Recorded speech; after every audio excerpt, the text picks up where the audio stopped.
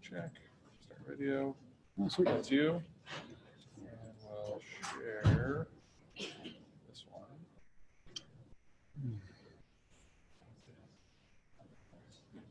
So have the presentations already happened? The Capstone presentations? The poster session is next Friday. Oh, really? So Yeah. does everyone have their posters done then? They do. Really? Yeah, they just turned them in Cool.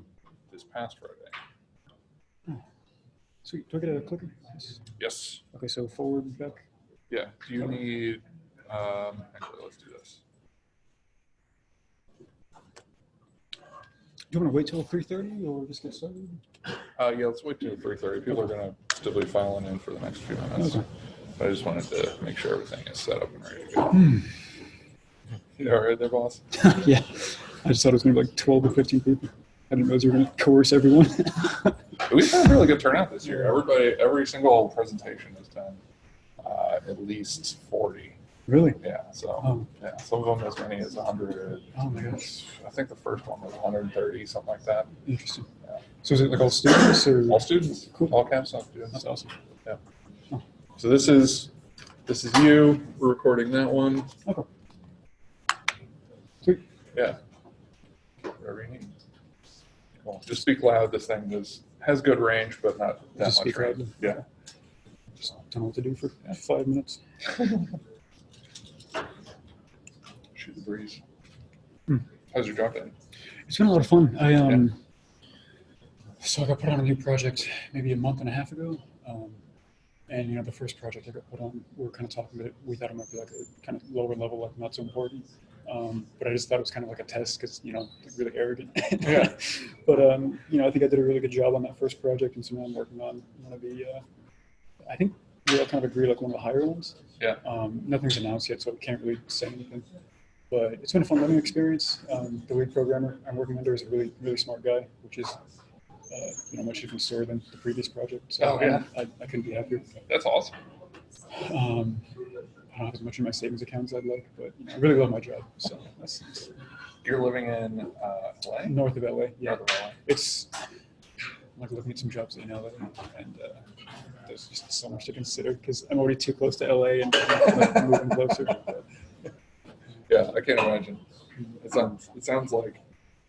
I mean, I hate the traffic here from Ahwatukee. It's like 45 minutes, and it drives me nuts. Yeah. But I can't imagine like an hour and a half commute each way to go 20 miles. Luckily, my LA proper. My commute's like 10 minutes because we live right next to Six Flags, so it's just like a really suburban.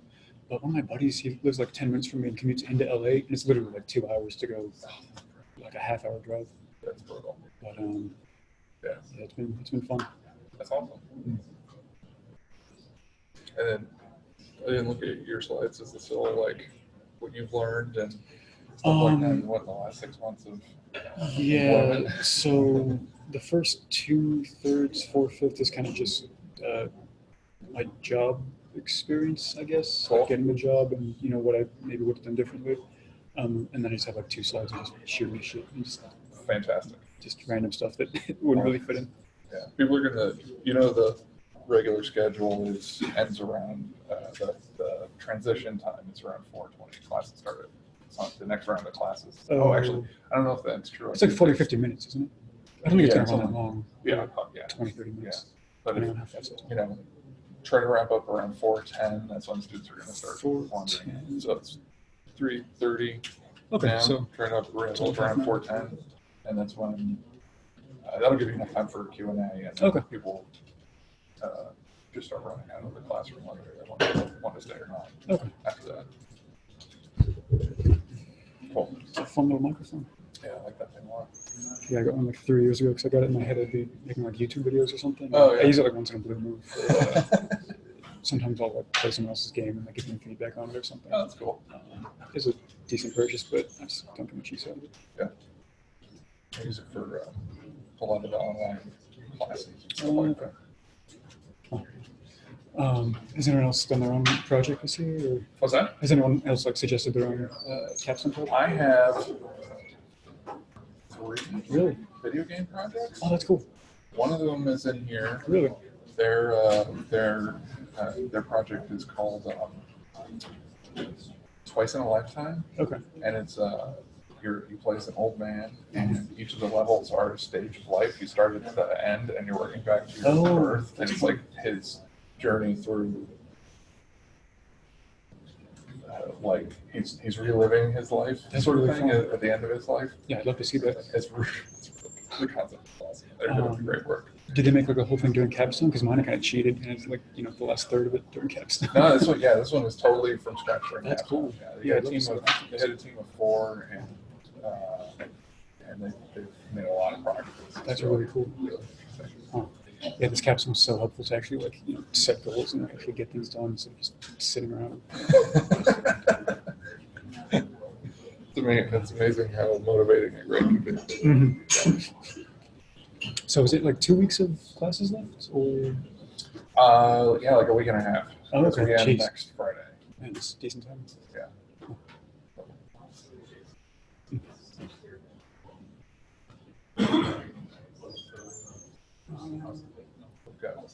I've got 2 others.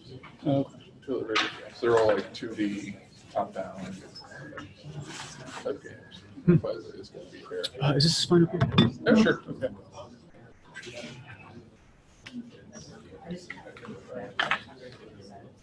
There's seats up here if you guys want to move up. Feel kind of bad for you guys in the back.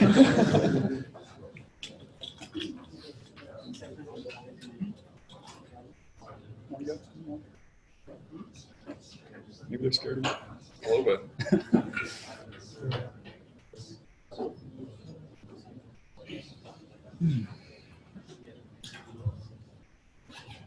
There's 8 open chairs if you don't want to sit on the floor. Please don't be afraid. Come on down. A couple here. You don't even have to sit in the front row. There's at least 4 that are not in the front row. There.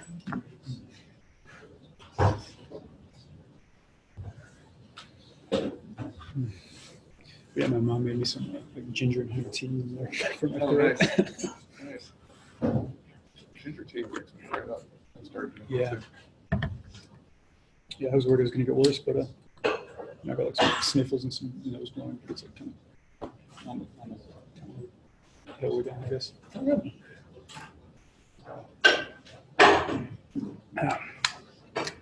Okay, shall we get started? Yeah, let's get started. Sweet. You can kick it right off. Hi everyone, my name's Scott. I graduated from ASU last December, and I've been working in the video game industry since April. After my capstone finished, I invited Dr. Newth to lunch just to kind of find out what his deal was. He's a very interesting person. If you guys want to find out some more about him, then I had a lot of fun, and that's the reason I'm here right now is because he invites students back all the time to talk about their experiences, and so this is something that interests you, then I would definitely get in contact with him. But let's get going. So I spent a little longer than normal getting a 4-year degree, and the biggest lesson I learned from that was that if you don't really have any 5 or 10-year goals, it can be really, really challenging to kind of push through classes and push through difficult courses. I enrolled in 2012 as an electrical engineer and dropped out when I discovered that electromagnetics was way, way too hard to accomplish if I wasn't going to classes and wasn't paying attention. But then I came back as a computer systems engineer because most of my courses fit that. And in my freshman year, I had taken a intro to C++ course, and I just fell in love with programming. I just loved the idea of taking all the mundane crap that I don't want to do 100 times and telling the computer how to do it, pushing a button, and then having the job just be done.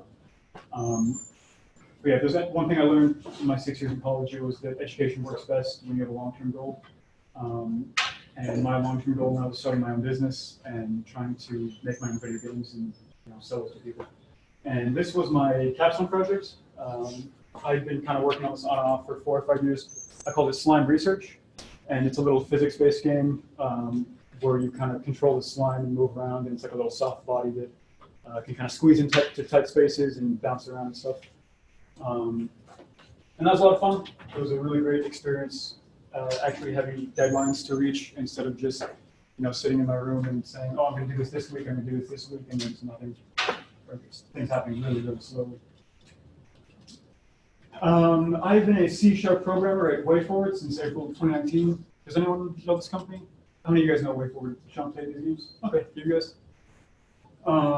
So I've worked on 2 projects there so far. They're both under NDA, so I really can't say too much other than they're 3D projects. So, I'm doing some gameplay programming, moving some cameras around to make sure the game looks nice. I sometimes work directly with visual effects artists and 3D modelers to implement the director's designs and get those enemies in the game. They like sketch something down on a piece of paper, kind of figure out, does this need 3D models, does this need sound effects, does this need art, what does this need? That gets sent out to all the separate departments, and then in the end, the program's kind of tied all together and make sure that it's like a fun, playable product in the end. And everything goes through like multiple revisions of sending it to the director. He doesn't like this, I gotta fix this, and that kind of goes back and forth until the game is done. And I was telling Professor Muth that the first project I got put on, kind of internally, we, as coworkers, we discuss, where we think we are on the ladder of the company and where we think our project is. And we all kind of agreed that the one I was on, maybe wasn't like the cream of the crop. So I just kind of took it as a test, as like a little challenge, and I really tried my hardest to do the best I could. And anytime I ran into something that, I would do something really boring or mundane for the 4th or 5th time, I would open a Visual Studio and see, is there a way I can automate this and make this less terrible for myself? And so, 70% of it was getting my job done, and then 30% of it was kind of making sure that my job is fun and that all my effort that they're paying me for is actually being spent worthwhile, instead of, typing in numbers or like doing data entry or something awful. But yeah, it's been a ton of fun. So that's me. The rest of this presentation is going to be just kind of the steps I went through to get this job, before, during, and after the interview, during your job. And then just at the end, some of my own thoughts on software development and why it's important to take your job seriously, even though, you may not think too highly of it. So before applying, in my case, I found it especially important to maintain my hobbies and personal interests, because, this video game that helped me get the job was nothing but, there's this game I like doesn't have a level editor, I'm going to make a level editor for this game. But first, I have to make the video game to make the level editor for it. And so for 4 or 5 years, kind of on and off, I just added little bits and pieces and learned a lot about programming, learned a lot about game design. And I don't know how well you can see this, except for put this in the slides. But here on the bottom, there's a 3-day prototype where there's just some triangles and there's like a dumb little circle and there's no physics at all. You just move around, and I was kind of like detecting where on like a 2D array is this circle, and kind of doing that. As we get higher, there's all these like kind of balls connected by springs. You have this little core that can move throughout them, and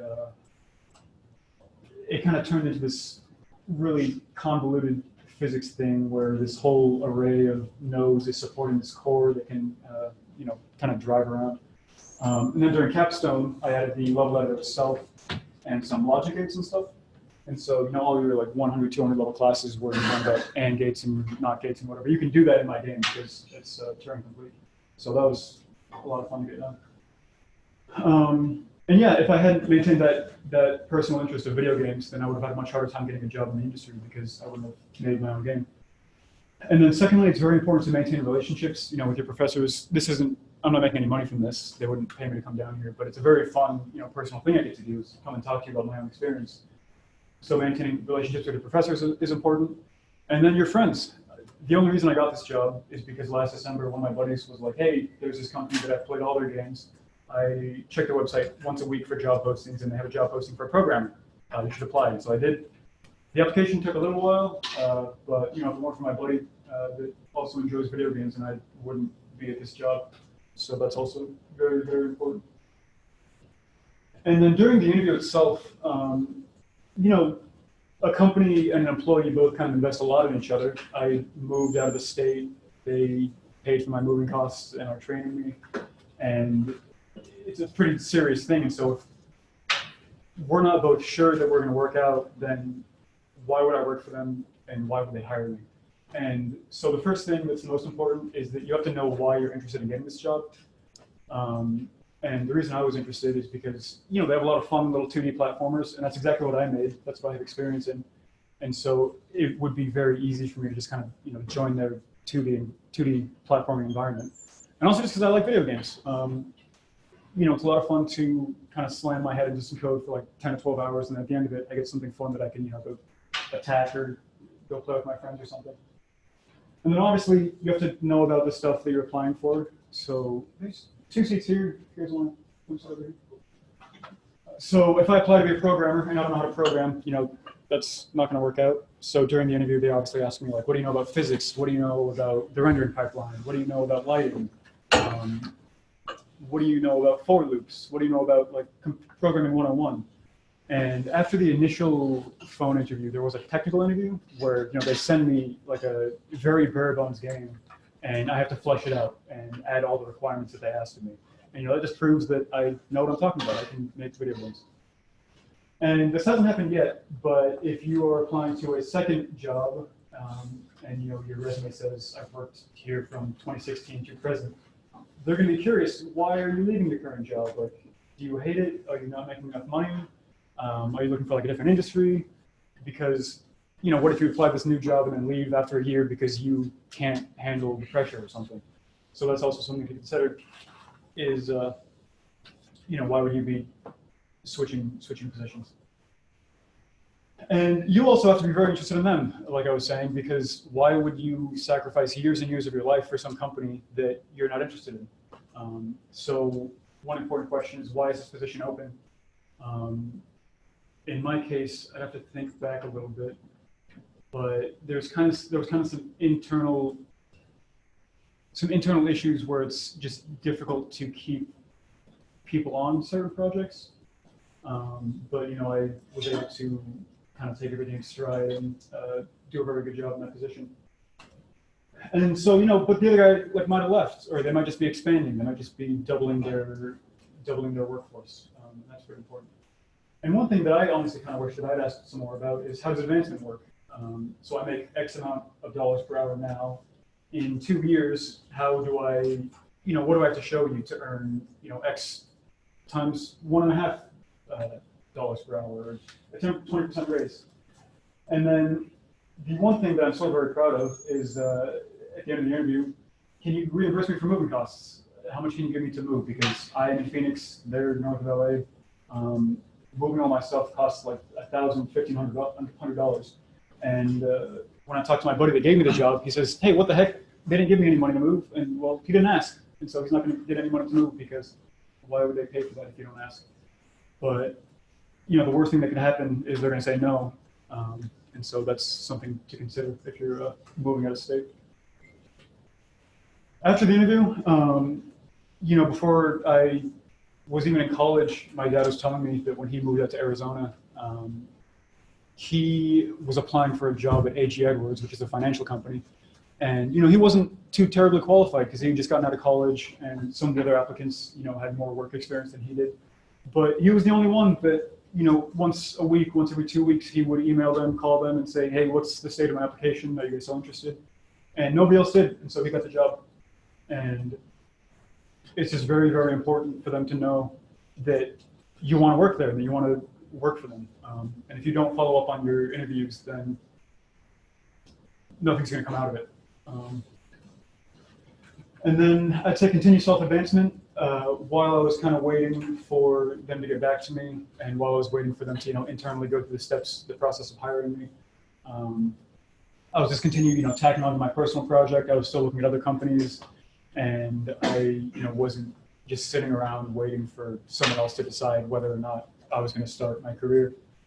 And that's pretty much it. Is even though you're waiting, you can still be, you know, looking for other opportunities, or again, focusing on your hobbies and personal interests to make sure that you're an enticing candidate for them to hire. During the job, one thing that I kind of struggle with is, you know, knowing my role and knowing my place. Obviously, I am a programmer, and so I program. But there are many situations where, you know, I have very strong personal opinions on what an enemy should behave like, what art should look like in the game. But that's not my job. I don't get paid to direct the game. I don't get paid to make these big decisions about what the game will be.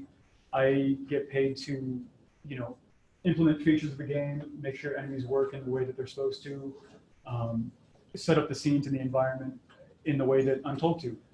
And, once in a blue moon, if the game, needs a mini game or needs some more content, my director would come to me and say, do you guys have any ideas for this? So they'll come to the team and open up the floor for, do you guys have any ideas for how we can improve this? And that's really the time that, when you can express yourself. But 99% of the time, I, kind of keep my opinions behind the scenes, and the tools that the programmers use. I'm pretty open about what I think our tools should be, but things that the player is going to see in the game itself, that's not my job. And I don't have the right to direct decisions on that kind of thing. And then these middle two, I think it's very important for you to have perspective on your job within your company and on your job, compared with your friends that went other places. I have a buddy here who's working in the airline industry doing programming for them. He makes about double my salary. This area's a little cheaper, but every time I talk to him, he just tells me how much he hates his job. And that's something that you really have to consider is would you rather work somewhere, necessary and not really enjoy your job that much, or do something every day that you really love, that you can really get behind and that you want to do for the next decade or two, and maybe not make that much money because a lot of people kind of want your job as well. And then again, when you're communicating with your friends, be very careful of NDAs. Just don't say anything that would harm your company or turn your boss against you, because these games cost hundreds of thousands of dollars. There's a lot of secrets that exist during development and potentially even after a game is released. And so you just have to be careful of what you're saying publicly, I would say. But within the company, obviously everything's fair game. And I would say one of the main perks about working here is, I know like the next year of what's going to happen game-wise, and it's been a lot of fun seeing everything kind of take form and see what our company's next few games are going to look like. So now we're kind of getting to my personal opinions. That 100 level class I took on Intro to C++, at the time I was in the Barrett Honors College, and my honors project was to make a little text-based video game. And, I knew that people made video games, and I knew that programming was tangentially related to video games. But before I made this little text-based thing, no one had ever told me that I could make a video game or that I could do that for a living.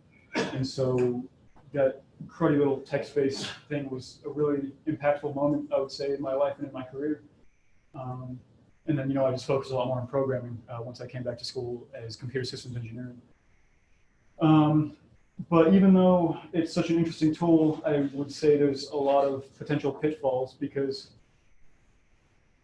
like I said at the very beginning, I'm very interested in avoiding mundane work. And so if I can make the computer do all the mundane work for me, then that's great. But by virtue of me writing a program to do mundane work, I've created this, entity that myself and my coworkers are going to have to deal with in a week or in a month or in a year. And you have to really decide whether or not the problem you're facing is worth, spending your time, spending your company's time, and also creating this, complex thing that will itself have to be maintained.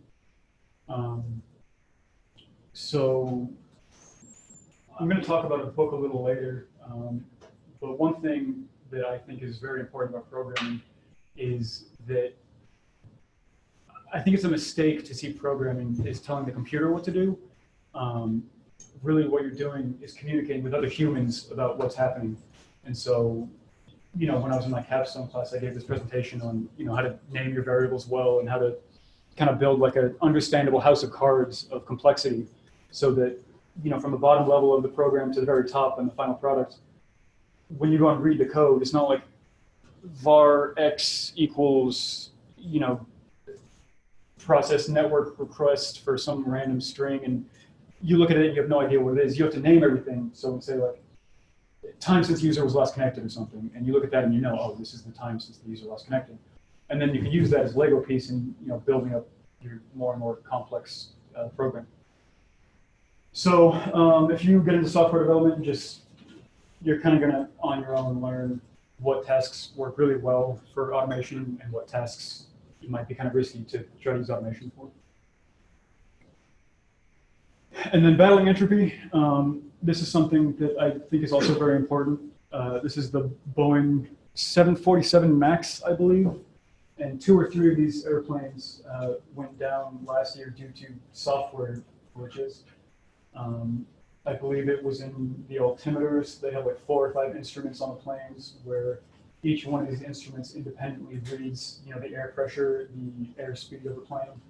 And there were miscommunications, and the plane suddenly thought that it was, at the wrong altitude, or thought it was pointing up when it was pointing down. And these planes just nosedived into the ground because the software running them wasn't up to snuff. And I make video games, so if there's a bug in the program that I write, it doesn't matter that much. But my buddy that works in the airline industry, some of the stuff that he writes, if he makes a mistake, then that could start costing a lot of money and lives. So whatever industry you guys get into, I think it's really important to take your job seriously. And if you see errors happening that you think could cause a lot of problems down the line, then tell your boss, tell your coworkers to make sure that it gets fixed. Things are constantly breaking, and it takes a lot of energy not only to create new products, but to keep existing products operating smoothly. So I think that's really important to think about. These are some of the books that have helped me a lot. The first one, The Structure and Interpretation of Computer Programs.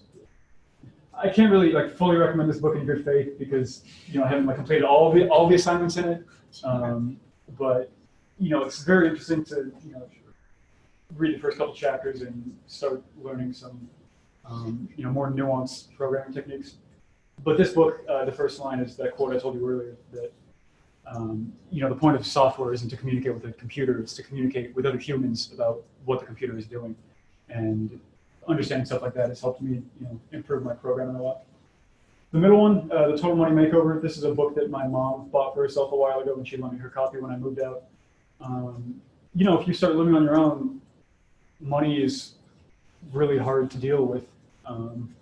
And this book kind of just goes over a bunch of rules for what you should do in your financial life. And one of the rules that helped me a lot is the very first one, which is to save up $1,000 in money just for an emergency. And once you have $1,000 saved up, then if you miss a paycheck, it's not the end of the world. The second and third rules are kind of stuff like start saving up 3 or 6 months of finances, kind of percentages on how much of your income should go to what in your life. That's just a really useful book if you want some help on planning your finances. And then the last one, 12 Rules for Life by Jordan Peterson. I would say this has been one of the most impactful books in my life because I used to be really directionless and not really know what I was going to be doing in 5 or 10 years. And, I still don't know that the plans I have are going to take hold, but I had something to aim at, and this book has really helped me a lot. It's kind of a mix of psychology, sociology, biology, just kind of going back through millions and hundreds of millions of years of evolution and kind of talking about why people are the way they are, why society is the way you are, and just some simple rules to help you bear the responsibilities in your life and to be fulfilled in what you're doing, because I was missing a lot of that. And that's all I have for you guys.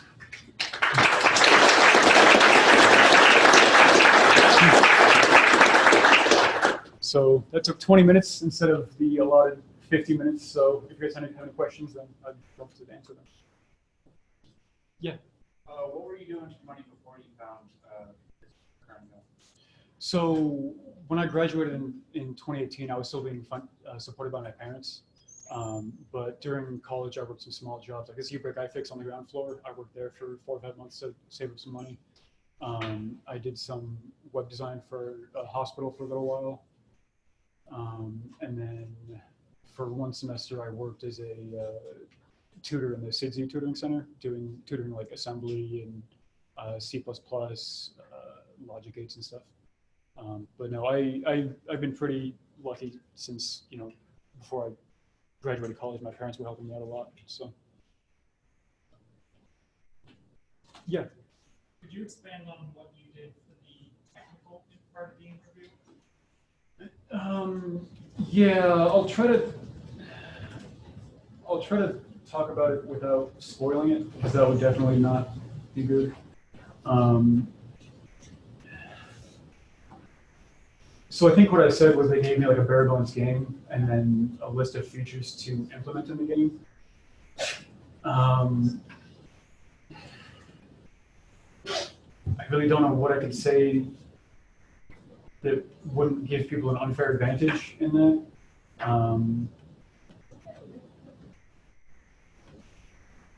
What kinds of things should they maybe look into that would help Yeah. with problems that are similar? Yeah. Honestly, I was kind of surprised throughout the interview process by how rudimentary everything I was being tested on was. So a lot of stuff in that technical interview kind of revolved around like arrays and 2D arrays and lists, and do I know how to manipulate data in certain ways, and can I have like multiple data structures working together. And so if you guys want experience with weird problems, this might be like too weird to be useful, but I believe there's a site called the Euler Project. yeah, the Euler project. It's like 100 puzzles where like the first question is take all the odd numbers from 1 to 1,000,000 and add them together, and then you type that in the answer box and get that answer. And it's nothing, you can't do it by hand, you have to write a program for it, and they'll just get like weirder and weirder and weirder as time goes on. And something like the Euler project would really kind of test your merit to see how abstractly you can think about things. But as far as specifics, there's really not much I can say, so I hope that was good enough. Any other questions? Yeah. In terms of getting practice just on your own outside of school assignments, what would you say helps you the most outside of school and or internships or work? Honestly, this personal project, because I forget the exact line count of it, but it's like 13,000 lines of code that I wrote on it. And there's like physics systems, there's arrays being, there's kind of an array in the center and you move around this array, and when you move to the edge, the array has to move with you. And making all these, different things work together was a really good learning experience. So if, you and a couple buddies have an idea for like a tiny video game you want to make, then that would definitely be a really good experience to, figure out how systems work together. But besides that, just coming up with small programming projects, planning like a couple steps of what you're going to do and then going and implementing them, just like you've been doing in your Capstone class, that is very valuable, because it's really important that you're able to, know your limits and know, if I say I can do this, I'll be able to, take these steps forward and actually write this code. Was that enough, or? What about like inferring problems in textbooks and stuff like that? Well, honestly, that the structure and interpretation of computer programs is pretty useful. I believe the entire book is used in Lisp, and Lisp is a kind of wonky language. But I believe most of the exercises in this book could be done in most languages. So this would be a nice place to start if you're looking for just more programming practice, extracurricular. So I'd say structure and interpretation of computer programs, as well as that Euler project that we were talking about, both have a lot of really strange problems to solve with programming. Yeah. I understand you can't share with us details, but what kind of stuff would be considered under an NDA? Yeah, NDA, non-disclosure agreement. So that just means that you don't disclose any of the internal details. So I would say, WayForward has been in business since the 90s, doing a bunch of educational games and then making their own products as well. And we have many sponsors, just like your sponsors in Capstone, who have a financial stake in what we're working on. And so I would say my divulging information about who these sponsors are, I don't know many financial details because I'm just a programmer. I don't handle money for the company, but financial details, that would definitely be a mistake. Features of the game, like if it's doing something new or novel, or even if it's not doing anything new or novel, being too specific, I think, about what games I'm working on would probably start crossing the line. I would say, maybe issues during development, like if we face an issue with this particular thing in the Unity engine or something, which we use for a lot of our games, that it might be, but you just have to, when you sign an NDA, you just need to read it and know the terms and know what you're agreeing to say. But yeah, just the more general terms you can use to describe it, I think the better, just to play it safe. A follow-up then. In the class Capstone, we're really talking about Scrum. Is that something you guys use? Is that something for an NDA? Or is that... So I don't think that would be no. We just have a kind of task system where, the producer, a lead programmer, a quality assurance person will just make a ticket, describing an issue, what needs to be done, how you replicate the issue if it's like a bug or something. They assign it to someone, that gets sent off to them. I get an email about it, if it's my job. I click it, find all the details, do it, and then send it back for review. And then they kind of verify that the work that needed to be done has been done, and that they can mark that ticket off the calendar. So it's really something similar, yeah. And then, we have like internal due dates for these tickets, like this is due by XYZ date. This needs to be done for this stage of the project. Like, these are all the features that need to be done before release and stuff. So yeah, it's really similar in a production setting. Yeah. Would you say there's a lot of on-the-job training, or that you kind of teach yourself most of what? So yes and no. Because like I was kind of getting into, when you write code, it's like this whole monolithic thing that has to be understood and interacted with. And any project that gets more than 100 lines has to, you have to either spend a lot of time fiddling with it, just making something teaches you a lot about it. And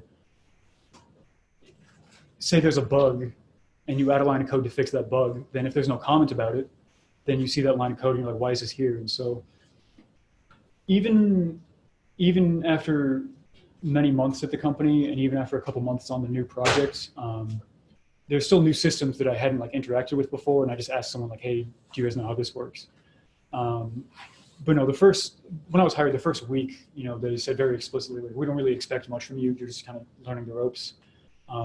This is your time to, ask as many questions as you want. And you can always ask questions, because it's much better for the project for the people working on it to know what they're doing than to just be throwing spaghetti at the wall to see what works for, an hourly wage. But it's a really heavy mix of, sometimes you just read some code on your own for a while, and sometimes you ask someone directly why something is the way it is. So. But yeah, I would say you definitely have to be willing to ask questions and then capable of learning a little bit on your own. So. Yeah. So you hear a lot that you can kind of go into work doing what you're very passionate about. Sometimes you can kind of kill it for you. Have you experienced that so far? Only in terms of the amount of time that I'm spending doing it. So his question was, does working in an industry based on video games, which is a hobby that I enjoy, has that killed the video game hobby for me? So, I mean, playing video games, no, I still love playing video games, and now I kind of see them in a new light. I'll kind of notice some weird things now, oh, this guy has a weird animation, he teleports instead of moving his arm over smoothly or something. And I'll have a lot more questions for myself about why certain things in video games are the way they are.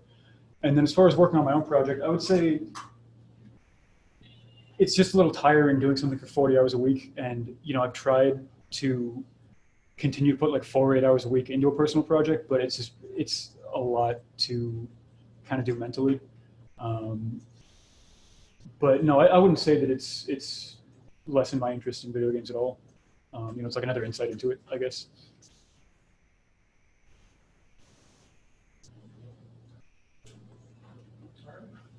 Awesome. Do you have one more question? Or? Yeah. Yeah. Sorry.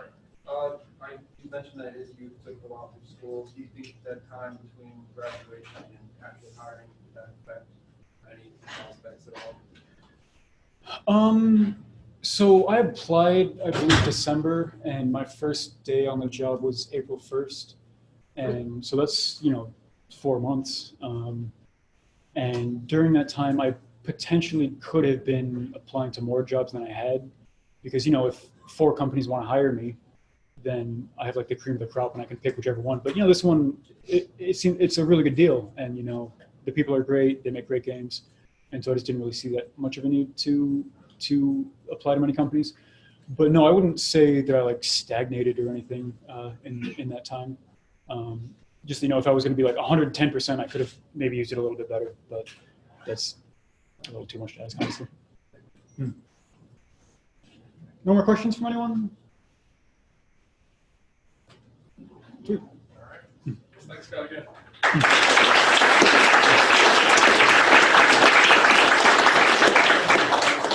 Thank you, folks.